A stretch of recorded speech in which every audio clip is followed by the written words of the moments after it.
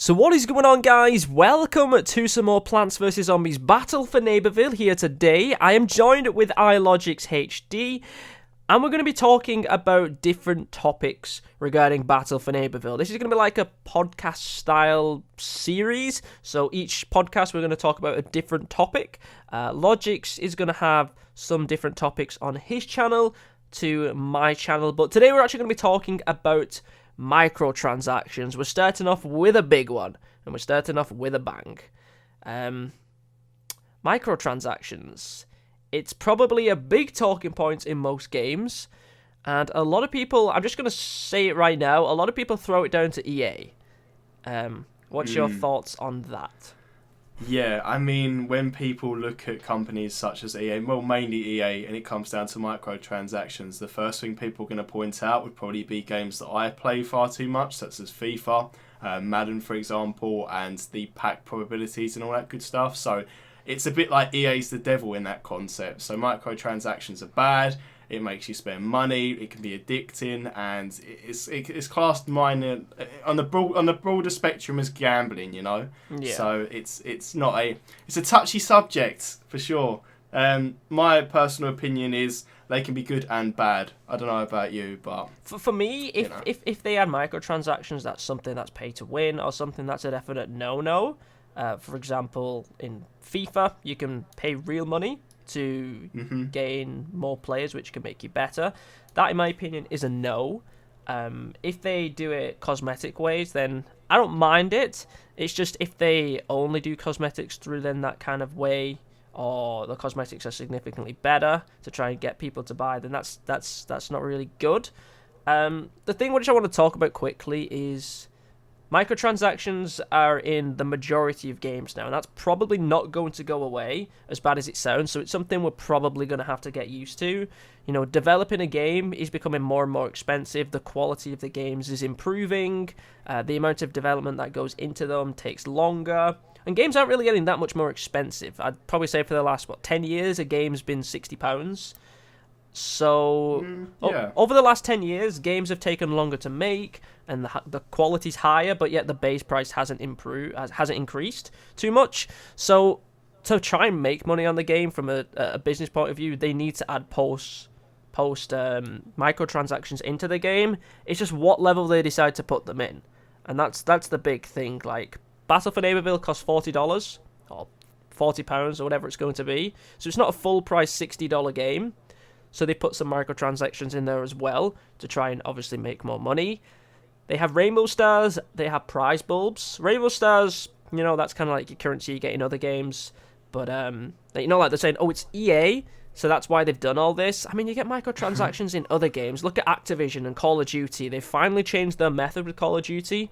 Previous games. I mean, yeah, they still have battle passes though, don't they? That you have to pay a premium price for. So yeah, so in a way, it's a disguised microtransaction if you think about it logically. Yeah, but like previous Call of Duty games, it'd be you'd pay $60 for the game, you'd pay $30 for 4 DLC packs, then you also paid for the loot boxes. They've kind of scrapped the DLC now, so I think DLC's free, but they've got the battle pass and stuff like that. Overwatch, they have the loot boxes, what you can buy from. That's purely cosmetic. That isn't really an issue for me as well. GTA, you know, you can buy in-game money to be able to buy vehicles and stuff when they drop. So lots of games have this content and microtransactions. It's not just EA. It's just I feel EA do get more hate than others because of the whole Battlefront 2 scenario. That's just my personal opinion. But let's actually go on to microtransactions. What is your opinion on the Rainbow Stars, the stuff you get with them, the value of the costumes? Are they too expensive? And should there be more methods of being able to earn the in-game currency just from playing? So, it's a tough one, because me and you have gone in one way or another into the microtransactions for Battle for Neighborville. Seasons 18s can be classed as a strong microtransaction with the costume upgrades and stuff like that. Me and you, I know for a fact, both have it. A few other people that we know also have it, and I think it's a positive thing. Obviously it's weird for me because I've come from the mobile side of gaming where everything is so heavily pay to win, and people are constantly complaining about how it's a real big issue. But what people don't seem to understand is, and I guess it could be down to naivety, it could be down to age, it could be down to a lack of understanding for the gaming industry, right? On a mobile platform, The games you usually have, like in the past, it used to be quite expensive, but they used to have games that were free. Are you talking about mobile as in like actually on your mobile device?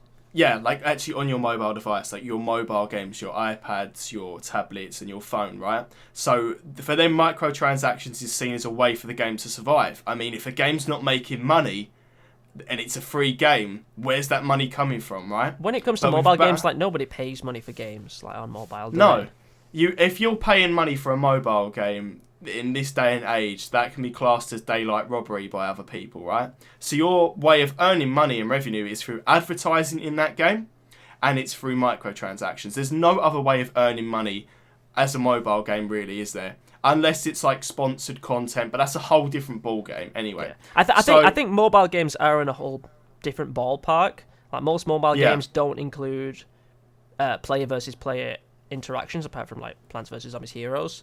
I guess. I mean, Plants EA vs. games 2 have does now have it as well. Yeah, but yeah. Mobile games do seem to be significantly worse. But let's just try and focus just on the console Battle for Neighborville side of things. Yeah. So this is the way that I was going to spin into it. So for Battle for Neighborville, Rainbow Stars and stuff like that is becoming a microtransaction. Prize bulbs, I know recently has become one, which is I don't know. I know you've got a few opinions on that. For me personally, I actually made a video on that yesterday. Did you? Okay, so for me personally, I feel it's a positive. I know people are going to look at it as a situation where it's not positive, but for me, somebody that doesn't find the time to constantly be on the game, I know me and you, despite both being in the YouTube situation, we live very different lives. So you've got more time, you know? I'm probably never going to buy prize bulbs. It's nice that the option's there for people that don't have the time to be able to finish the prize map, so they have the option and stuff. But at the same time, people who's put hours and hours and hours into getting this, and then someone's just paid 20 quid to get it as well, it kind of takes away the time you've put into it.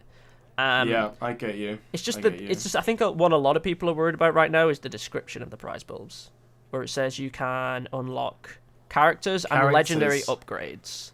Yeah, I saw that and I feel like that it's got to be a typo.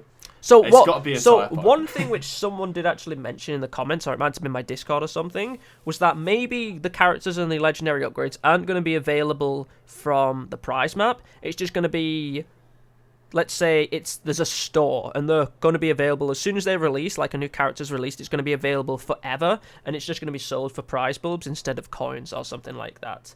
And that's a little bit more balanced because you've not only got a month to get it, but at the same time, you're still going to have to grind out those prize bulbs, or someone could simply pay for them.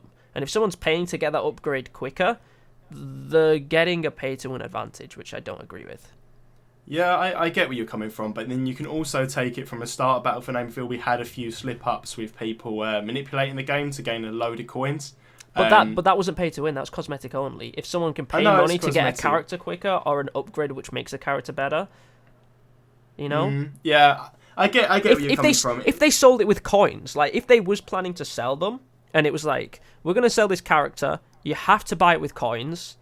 Well, there's no way you can physically pay money for coins. You need to play the game.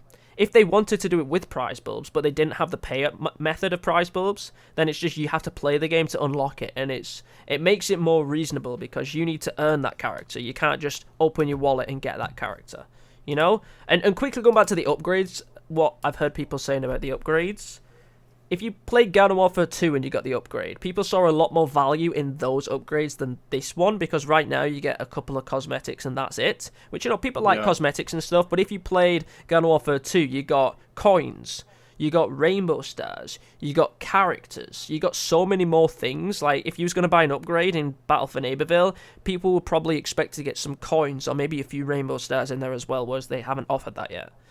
You want to feel like you're getting more bang for your buck, to be honest, than what you're getting, you know? I mean, the cosmetics are great, and if they're valuing the legendary costume at like $10 or something like that, you know, like, in that regard, you know, you're doing okay on value, but people would like probably more with the money with the upgrades.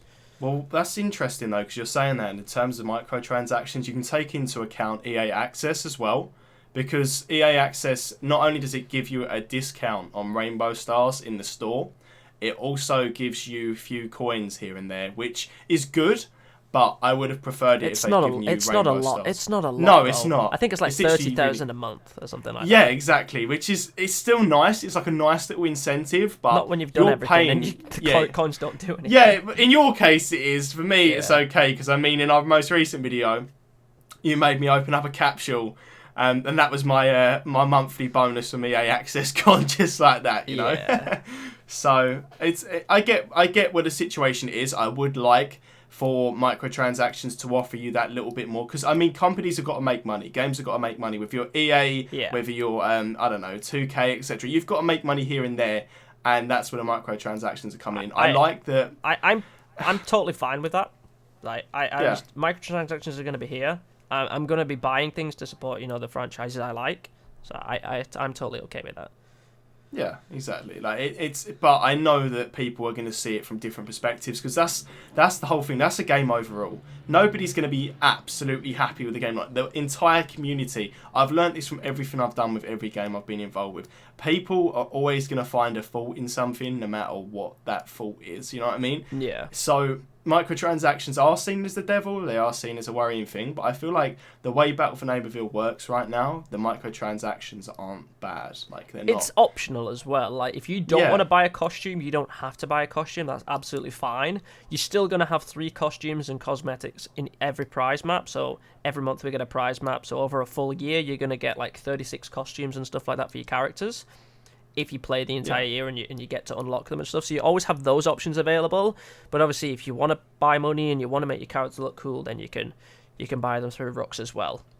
I get you. Coming on to Rooks, like I don't see any interest in buying the punchers and the victory slabs, because you never see your own victory slab. Yes, you can show it off to when you vanquish someone, but you don't actually physically see it yourself. So that's unless something you preview it. Yeah, in Giddy but once you preview it and you come off, you don't see that ever. So like buying victory slabs doesn't interest me. I think if you could buy some kind of way to kind of rearrange what your HUD looks like, so around your abilities, if you could maybe like change that with some like cool designs, that would be something I might be interested in purchasing it if it wasn't too expensive, you know, just so it makes like a festive theme and stuff like that. So like let's say your health bar is your health bar in the bottom left? Is it? I don't remember what it looks like right now. Yeah, bottom left, and then your abilities on the bottom right. So let's say your abilities were on the bottom right. Maybe you want it to be like red and white stripes around your abilities with maybe like a candy cane on the side and stuff. You know, like just to make your screen look different a little bit. You know, things like that. Or when you get vanquished or something like that, or the game's ending, snow falls down the screen or something like that. Like, I don't know. It's just something different rather than, like, it feels like the only thing that you can really customise is your slab and stuff. Like, I'd still like Giddy Park to be transformed, personally, where you can put trophies and stuff like that, and Giddy Park, you know, like, proper customise it. I guess it's because I've grown up, like, it's going to make me sound, like, younger than I am, but I've grown up playing things like Club Penguin and stuff like that, where you could customise your igloo. Like, if you could customise your own Giddy Park with some of these microtransactions and some of the things you earn in the prize bulb maps, etc., then I'd say that'd be insane. But I don't know how far they did kind of things slightly like that. People are gonna go, that's not fair. He's bought this item using real money, and I've had to work all this time to get it as well. You know? Yeah. So they did kind of do things like that in Garden Warfare 2. So if they did more of that, because there's so many people in Giddy Park, it'll have to be client side only probably, rather than server side. Otherwise, it'll just all get messed up and stuff like that. But I'd like it if you had your private Giddy Park, and if your friends join, they could see the stuff that you've customised it with, you know. Yeah, that's true. It's the technicalities of it. I don't know. Because obviously, me and you filmed to do with like the snowball, and you couldn't see me pushing it, so that's something we. Out, you know? Or one of the doors or something. You know, like you have doors like go like on the Dave's side, you have steps that go down into a door. Maybe on the other side of one of those doors, you have like a Hall of Fame. That's like a portal that takes you to like a different place, which then that's like your own personal place. Oh, it's a bit like when you did in Garden Warfare 2, you had like inside the tree. But yeah, inside the tree you had all your stuff, didn't you? So I liked the bobbleheads and stuff like that, you know? I liked those. Yeah. Instead of just having to go to the machine to just have a menu pop up to see what you had mastered and what you had not. I like the bobbleheads. Yeah. It was nice.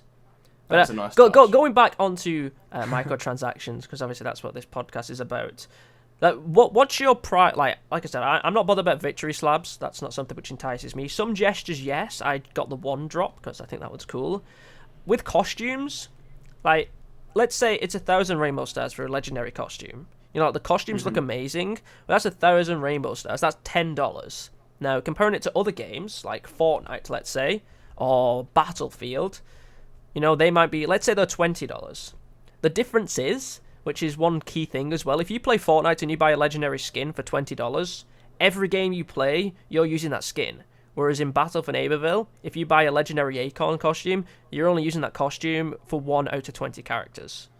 Yeah, that's very true. Like, I've just obviously got a legendary that was for Super Brains in the video we've recorded, and I was really excited about it, but I also hate the character Super Brains, so... That's what I mean. Like, if you buy a legendary character, yes, it's only $10, which is, like, I'm saying only $10. It's still a lot of money for a lot of people. Like, $10 for a costume, but you're only using that when you play as that character. If that's your character that you play as all the time, it's great. If it's a costume that you like, but you kind of prefer playing on the zombie side, and it's a plant costume, or you don't play that character as much, you're not going to be getting as much value out of that costume, which is also one of the reasons which I think people think it's expensive. Because, yes, it's cheaper than skins in Fortnite, but you use that skin for every single game you play in Fortnite, unless you change it to another skin. So, and the same with the pickaxe. I know where you're going. The same with the pickaxe. You use the pickaxe all the time. You use the you know... The emotes. If you use an emote, every character has the emote. Whereas if you buy a Snapdragon emote, you can only use it with Snapdragon. Okay, so I know where you're taking this podcast to, and you're going to go down the route of what would be classed as value for money and what would be classed as like currently the situation. So, for me, it would be a universal hat because I don't think universal costumes are going to really work because it is a whole lot of effort for the team to put in. Universal hats would be good. Yeah, but you can't do a full costume. Like you, for example, the sunflower that's got like, I forgot the name of it, but like the rainbow laces and stuff like that, and how it looks all candy cane like. You can't do that for every.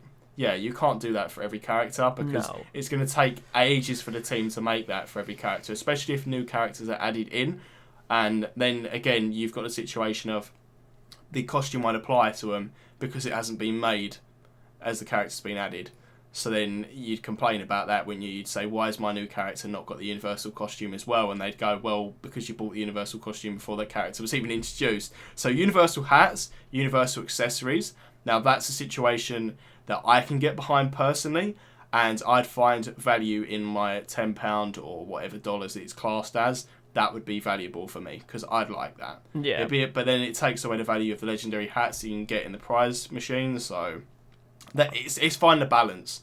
Exactly. Yeah. Like I buy if I like a costume, I'll probably buy it because I can showcase it. So from a YouTuber point of view, it's fine for me. It's more content.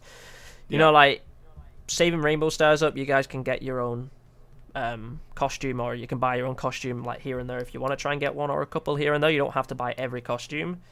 Universal hats is actually a really good idea. I like. And another idea which I came up with, which I think would be really cool, is you know where you have your Spectrum hats. If you had Spectrum characters, so if you had a, let's say Nightcap didn't have the green Nightcap, and you could buy a Spectrum Nightcap from Rux, that means you could change the colour of the Nightcap to green or to blue or to pink, and that's multiple different colours that the Nightcap has, which I don't think changing the colour of characters is as difficult as changing the whole costume. I don't think that's as difficult. I mean, I don't develop games, so I don't know. But if you could have it in green and blue and pink and stuff like that, it's like multiple different costumes in one. So you might be getting more value out of it. Because I like the color. I like the different color changes of characters and stuff like that. I think they look really cool. That 100% works. Like, I get where you're coming from. You could also go down the route of if you buy. Rather than a costume, individual costume, it's known as a costume bundle, where maybe you can get that costume for 3 different characters on the zombie side 1 week and 3 different characters for the plant side 1 week, or maybe even 2. I'd find that like more valuable than just the one individual character, because you're gonna have to use all characters for character challenges and stuff like that eventually anyway. So you might as well have a nice outfit to wear for them. But if you went down the route of, I don't know, so 1 week if you used a costume, it would be on the pea shooter and the sunflower you could buy. Or you could use it for the scientist and the engineer, but obviously the engineer doesn't fit into the costume as well as the scientist does. Just stuff like that would be more value for money in my eyes, like a 2 for 1 in a way. because then I feel like you've only spent technically £5 per character costume for the 2. So you're getting 2 for the price. Yeah. If they did some exactly. kind of like special offers as well, like let's say Corn and Soldier are like opposites, and Engineer and Chomper are like they're like rivals and stuff. If like they did bundles where it was like you get a Soldier and Corn costume that were different, like in a bundle to try to save some money as well. Yeah. You might have to pay more than totally 1,000, but you're not paying 2,000. You know what I mean? So I mean, Yeah, even then, it's up to if people like them on and stuff. But yeah, that's a big W in my eyes for sure. I agree with that. I like that. It's just they've got like Plants vs Zombies has always been wacky with customization, so they have a lot of options they can do when it comes to costumes and stuff like that from Rooks. Accessories, hats, not really something I'm interested in. I'm mainly focused on the costumes, so I want there to be something else that just kind of catches my eye, you know, something else that I'm just like, yeah, I really want to get that, like Snapdragon. Could you imagine? You could change the color of his breath. Maybe you can purchase different colors of his breath. So when he breathes, he's breathing out blue fire instead or green fire instead of just his typical fire. Things like that, you know. Like different his abilities, different customizations on the abilities as well. Like a bit like we had in Garden Warfare 2. But obviously, don't put things shiny because I will actually scream. Bling abilities. Stuff like that. I mean, even if they added bling abilities in, people are going to buy them. Like, if I'm trying to think, what would they have? Like, Potato Mine. If you had the Potato Mine, exactly the same, but looks different, someone's going to buy it out there. Probably I won't, but it's at least another way to customize things and actually has something appealing rather than a victory slab, which you can't actually see yourself. Yeah, I mean, that sounds about right to me personally. Like, I'd like stuff like that, but... This is suggestions, you know. A lot of it is like a wish list that I don't know how possible a lot of it is, but I would like to have it anyway. So we've been kind of talking about the wish list and stuff like that. Let's actually get on to the Rainbow Stars. We've talked about the price. What's your opinion on earn rate of them? Because you can get 150 every month in the prize map, and then you can get 40 in every third challenge of the week. What's your opinions on that rate? Obviously...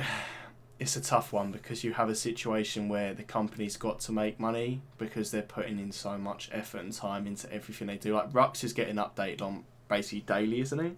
The more common, like crappier things that rotate every day, costumes and other stuff every 2 days, and the legendary ones are usually every week. Yeah, so like you've got to take that into account. I'd say the earn rate at the moment, based on what you're saying, doesn't sound fantastic. I mean, it's not bad, but say... It's nice to give you an option to earn them, because most games don't. Yeah, I get that. But at the same time, when they initially said that the Rainbow Stars were going to be earning the weekly challenge instead, in my head, that was meaning that they was completely scrapping coins. Like, I think they said coins... Rainbow Stars were replacing coins in the weekly challenge. I had that in my head, that you was going to get Rainbow Stars for challenge 1, 2, and 3. So at the rate, I think it was 25,000 coins in each prize map. That translated to 30 Rainbow Stars. I thought, okay then, let's say it was 30,000 coins to 30 Rainbow Stars. I thought the challenges might be 10 Rainbow Stars, 20 Rainbow Stars, 30 Rainbow Stars, which each week would give you an extra 20 Rainbow Stars, which over the course of the month gives you an extra 80, which is significantly more if you're saving up to try and get a costume. That's just what I thought it would have been from the rate that the stars were in the prize map, 25,000 to 30 stars, to the coins of what you did get in the weekly challenges. But we only get it on the third challenge now, which I think is a bit of a shame. I thought it was going to be for every challenge in the weekly challenges. For sure. You've also got a situation where, imagine as a player, you've saved up all your Rainbow Stars, you bought a costume you really liked, and then the next week there's a costume that you liked even more, and then you're like, guess I'm going to have to spend that £10 straight away to get that as well, because I'm not going to be able to earn enough again. Because it's a decent amount that you're earning, but in a way, on that theory, are you roughly going to be getting 1,000 a month? Like, around that? 1,000 a month I think is too much. You shouldn't be getting 1,000 a month. They shouldn't be giving you a legendary every month. I've just worked out now, with the price that the Rainbow Stars are now, if you got 40 a week, and you did that for 4 weeks, let's say on average it's 4 weeks a month, and then you got your 150 from the prize map, you're getting 310 Rainbow Stars for saving up for free-to-players per month. So that's going to take 3.25 months or something to be able to then purchase a legendary costume. If it was up to 10 Rainbow Stars, 20 Rainbow Stars, 30 rainbows, 30 rainbow stars, which gives you an extra 80 per month. That gives you 240 for that, plus 150. You're getting 390 per month. So that's going to take about 2.5 months. So if they upped it to 10, 20, 30, you can get like a legendary costume every 2.5 months rather than, let's say, 3.5 months. So you can get like an extra costume a month early, which it's only 20 rainbow stars per week, but it makes a big difference for free-to-play players. And I honestly thought you would get rainbow stars for every challenge, not just the last one.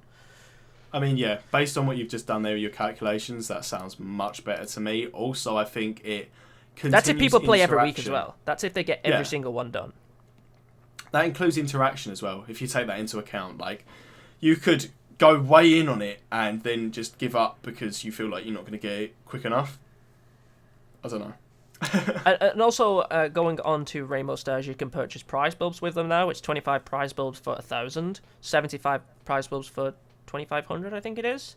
That's expensive to me, considering prize bulbs aren't too difficult to get. I could probably get, like, let's say it's $10 for 25 prize bulbs. I could probably get 25 prize bulbs in about 6 hours. I wouldn't be able to get $10 worth of another currency in 6 hours in another game. It'd take a lot longer. So prize bulbs don't seem too difficult to get. So I feel like they've probably valued them too high. But so many people wanted to trade prize bulbs into rainbow stars, not the other way around. Yeah, I mean, I'd count towards that personally. I was hoping that would be the case. But people said coins into prize bulbs and then prize bulbs into rainbow stars. Obviously, they need to short out the ratio. But yeah, but it's also a case of people that manipulate the game early with coins. It's like... Well, like, let's say it was 500,000 coins for 2 prize bulbs or something like that. And then maybe every 10 prize bulbs gives you like 50 rainbow stars. You know, like, it's a lot of coins to be able to translate into rainbow stars. I mean, obviously that's just a rough number, but... But coins are earned quite easily, so you'd accept that. Even if it's going to take a while to get 500,000 coins, though. Yeah, I know, but even if they put a refresh on it for people that did maybe manipulate the game early, so like a 24-hour refresh, that would be quite pleasant in my eyes. Like, just what do you mean by that? Finis. So, like, if you do the coin conversion into the prize bulbs, yes, you can't do that again for another 24 hours. Do you know what I mean? So then people aren't rushing to get better items, if that makes sense. Like, yeah. Because I, obviously, again, this is based off, like, my experiences with other games, but most things have a 24-hour refresh, especially if you're given, like, if it's free, you know what I mean, rather than pay to win. So, it's just a shout. Maybe, like, you could redeem 2 doses of it a day, and then you'd have to wait 24 hours until you could go again, you know? Yeah. It's just a way of looking at it. Otherwise, I feel like people that have got so many coins, like, stupid amounts, and they've obviously done, like, you've completed the... Rewardatron, whatever coins they've got left, and they could have loads. Like, there's no telling what people have done with it. They could rinse that out and get so many prize bulbs, and then it just seems unfair for people that are actually like they didn't do it. Do you know what I mean? So that's why it's trying to find the right number, because you don't want it to be too cheap, but you don't want it to be too expensive. That's if they did that. Even if they didn't add coins to prize bulbs, I still think adding prize bulbs to rainbow stars would be nice. Because their value in prize bulbs quite high. Like, if it was 25 prize bulbs, gets you 1,000... Like, let's say it was 1,000 rainbow stars for 25 prize bulbs. That is... Let me work it out quickly here. That is... each prize bulb is worth 40 rainbow stars at the way they're valuing that. So, obviously, if you got prize bulbs, you wouldn't trade that in for 40 rainbow stars, but, like, on a conversion back. But let's say you got a prize bulb and you could trade that in for 10 rainbow stars. Like, over the course of the month, you might have an extra 30 prize bulbs that you've been able to accumulate after your 50. You know, that can add up to rainbow stars. And, I mean, it's people that play a lot are going to get rewarded. It could be money that they're losing out on, so you want to try and get the right value. But it would be nice to be able to earn your prize bulbs from playing the game. And then, if you do want to convert them into rainbow stars, you can, you know? Because prize bulbs are harder to earn than coins, but... For sure. It's difficult. It's a difficult topic to talk on, especially when it comes to converting, because they're totally different currencies. Like, there's some people that wouldn't want them to be together anyway. Rainbow stars are a premium currency, prize bulbs are a currency you earn for playing. Keep them separate as well, you know?